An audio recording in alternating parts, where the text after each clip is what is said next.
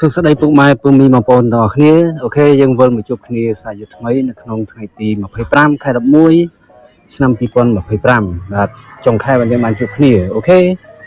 សម្រាប់តម្រុយលេខឆ្នោតយើងឥឡូវយើងអត់មានច្រើនលេខទេហ្នឹងហើយដូចជាក្នុងថ្ងៃទី24យើងមានតែមួយលេខទេ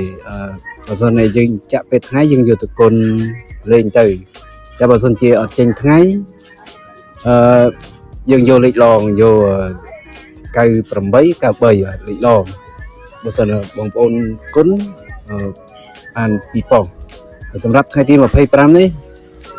អេដមីនក៏មានតែមួយលេខទេហ្នឹងហើយពេលថ្ងៃយើងចាក់គុណទៅបាទពេលយប់អេដមីនដាក់លេខឡងឲ្យមាន31ហើយនឹង36បងប្អូនចង់គុណក៏បានបាទអត់ក៏បានបាទទីសំលើបងប្អូនបាទហ្នឹងហើយ